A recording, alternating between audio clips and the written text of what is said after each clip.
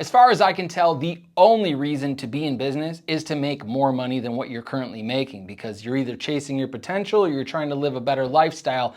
In this video, I'm going to share with you exactly some quick, easy, and mostly free ways that we were able to help another business increase their revenue by 327% in just 4 months. Now, to be totally clear, this video is not for solopreneurs or you side hustle people or you wantrepreneurs or whatever. This is for a business owner out here that has an established business, meaning you actually have sales staff like I do. You have fulfillment like I do. You have a marketing budget like I do. You have management like I do. You have people, you have stuff, you have an actual business. You might be doing $5 million a year. You might be doing $50 million a year. That's what this case study is based on. It doesn't really matter. I'm just saying you already have a business and you're looking for some little levers, some tips, and some tricks that you can pull on to make more money. I'm gonna give you the sauce right now. The company that we helped, I can't give you the name, but I can say that they were a window replacement company, mostly doing residential sales, okay? So here's the deal. When we started with them, okay, they were doing about $2.1 million per month is what was communicated to me at the time when we got started. As long as they were doing that, they were doing pretty good. At the time when they started with us, they had about 39 salespeople. And again, that was kind of a blend between inside sales, outside sales. The business model is similar to a lot of people in home service where they have an inside sales team, field leads, book calls, and outside sales team goes to the homeowner's house, closes or doesn't close, whatever, not too hard to understand. At the time, they were also working in 13 different markets, which was one of the key issues we were brought in to help with. Is when you're operating in different offices in different states and sometimes different time zones, disseminating best practices, getting your team developed can be kind of tricky, honestly. And at the time, their average ticket was about $15,000 and their average closing ratio was about 25%. They were hitting about 1 out of every 4 appointments that they went to. And again, this is when we first started with them. Now, obviously, the only reason that a business like this would hire a business like ours is to help them make more money. And that's what we did. And here's how we did it. Number 1 is we had an SKO. For those of you unfamiliar with what an SKO is, it just stands for a sales kickoff. I got on a plane, I landed in their HQ, we did an entire full day of training, and at that training, I ended up having the CEO of their company come on stage, because that's kind of their job as a CEO, is to validate some of the training, some of the things that I'm talking about. And while he was up there, I challenged him to do step number 2, which is 2x their prices, okay? I was basically suggesting in front of their entire sales team that they take their average ticket of $15,000 and turn it into $30,000 out of thin air. I will make a quick side note on this video. There's gonna be some of you guys that are like, well, that's unethical. Well, that's funny considering the fact that price is merely just a reflection of value. If you don't feel as though you can bring twice as much value, then you should probably cut your prices in half, since you don't believe in the price that you have anyway right now based on a lack of value. Back into my thing here. Once we ended up saying to the sales team that we're gonna double prices, what they ended up really doing, step 3, is they increased prices by about 50%. Okay, so they didn't completely 2x it out of thin air, but they did increase prices by about 50%. Now, here's the thing. Here's what's really keeping you from increasing your prices by 10% or by 50% or by 100%, and it's because your team, okay? Your team is gonna look you in the face and they're gonna roll their eyes, they're gonna laugh it off thinking that you're completely joking, and then they are going to share with you the face of dread and fear of selling the product that they already sell at twice the price. Now here's the thing. Let me ask you the same question that I asked the CEO when he was standing on the stage. Do you think that because you raise your prices by any percentage, that the objections that your team struggles to sell on anyway are going to change? Think about that real quick. If you're selling a $15,000 product and you raise it to $30,000, do you think that people are just still not going to need to think about it or talk to their spouse or compare prices or tell you that they found a lower price somewhere else? Like literally all of the same objections still apply. It's not like customers can create new ones because you created a new price. So here's what we did. After increasing prices from about $15,000 average ticket to about $22,500 to $25,000, the next thing that we did is we created a special 90-day curriculum tailored completely and specifically to their business. Now, the reason why I say 90 days is because this curriculum was done daily and it was built with built-in accountability. I hosted Zoom calls. So I will say that this was over Zoom. Maybe your business is a little bit smaller, or maybe it's easier to get everybody into the same room. Either way, what they did over the course of the first 90 days of working together is I hosted a Zoom call and we had the CEO on each one of those calls, or else I told them I wasn't going to do it because there's no point in training a team if the leader is going to be missing in action. So quick bullet point is if you run the company, make sure you're a part of some of the things that you're implementing so that there's some leadership coming down from the top.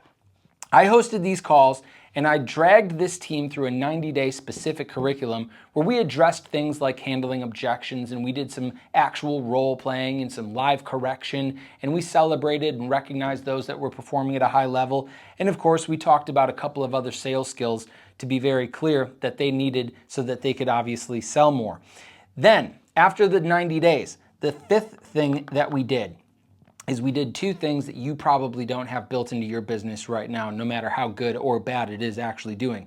Number one is we created a pre-appointment follow-up flow, okay? Most businesses, particularly this one, sales team would wake up and like they would just look at their phone and they would have a 10 o'clock, a 2 o'clock, a 4 o'clock, and they would just show up to those meetings. They wouldn't introduce themselves. They wouldn't send a text message. There would be no email. There'd be nothing. Just Tom showing up at the door at 2 o'clock because that's where he's supposed to be. And obviously that can work because that's kind of the norm. But what we did is we implemented a very unique pre-appointment process that helped introduce the homeowner to that rep way ahead of time so that the homeowner could have a personalized almost relationship built with that person and at least know who to expect showing up to their front door later on.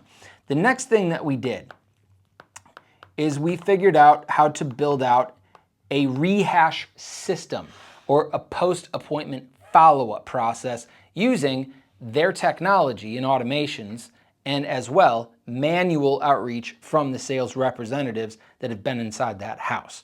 And the truth right here is that they were closing at about 25%, which is just a little bit under the average inside of home service closing. And so this means that 75% of every single person or customer that they went out to, they weren't closing. Now, I don't know about you, but I subscribe to the philosophy that if I call a contractor or a window rep or a plumber or an HVAC guy or somebody out to my house, it's because I got an issue. I don't do this type of stuff for fun. So if I'm not going to solve that problem or agree to solve that problem with the person that's in my home when they're there, well then guess what? I know that I still have this problem and I'm going to solve it with somebody sooner or later. And what happens in most of these specifically home service businesses is they totally blow off the follow-up process because they generally get more leads. And that's an entirely different video, but we'll get around to that some other day.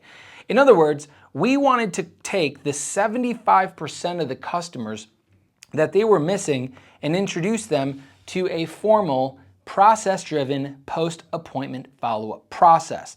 The goal isn't to sell 100% of these 75% of customers. The goal is to sell 10, maybe 20, maybe 30% of those folks. And basically when you're dealing with 39 reps, getting 3 to 4 appointments on a daily basis, these numbers can stack up pretty quick, just like they can for you. In other words, in the course of about 4 months, we did a 90-day daily instructor-led training throughout a specific curriculum that we built out for that team. We did it every single day. We did it over Zoom because that was the easiest way, with people in 13 different markets, cities and states and time zones to actively participate in training together. And we had 100% buy-in from the CEO, and it was obviously leadership from the top validating the people that are instructing the team to do specific actions and to participate and engage with the training in such a way. From there, here's exactly what happened. On month number 1, they went from 2.1 to $3 million that first month, which is a pretty significant boost. And again, they were pretty happy with us. Month number 2, I remember they ended up breaking $4 million. And again, by the way, this is without any additional ad spend, as I'm aware of, and it wasn't without hiring any more sales reps. This is literally just increasing price, increasing conversion. That's it.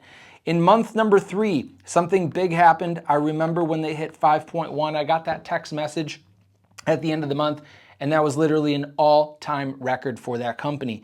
And then in month number 4, they skipped the 5.5 and the $6 million club and went straight to $7.2 million. And that, ladies and gentlemen, from 2.1 down to 7.2 is a 320% increase in overall revenue. And by the way, at a 50% higher profit margin. These days, I can't even get the owners on the phone because guess what? They're on yachts in Mexico and they're vacationing all over the place with all of the extra cash that they literally have, considering all of this additional revenue and this 327% increase in sales didn't come directly from advertising increases or hiring more salespeople or investing millions of dollars into other infrastructure or technology. All it came from, ladies and gentlemen, wouldn't you guess, came from maximizing and optimizing just literally pieces of their sales process from pre-appointment to post-appointment, and literally what happens at the dinner table when they've got $22,000 just sitting there. So ladies and gentlemen, if you're watching this, option number 1 that you have is go do this yourself. Don't not do this.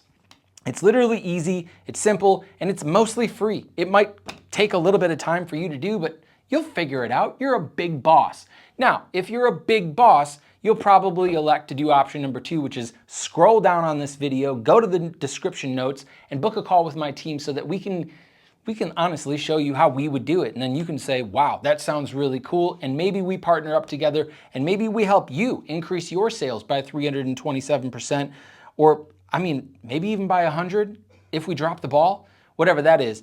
And of course, the other option that you have is to literally not do any of this because you don't really like money and you don't really feel like having more options and more freedom in life, and you feel like punishing your salespeople who are working like dogs and still don't make as much money as you. So those are really your options at this point. I would say do one of them, and if you're not going to do any of those, then at least subscribe to this channel for more business insights, sales insights, so that you can grow your business and make more money. And if you would, do me a solid, comment down below on this video. Let me know what industry you're in and what maybe city or state you're in. I'd love to get to know my audience a little bit more as I dump more effort and resources into this channel. And with that, go make more money. It's the best thing that you can do in your business, and it's the best thing that you can do for your family, and it's the best thing that you can do for your people. I'll see you guys in the next lesson.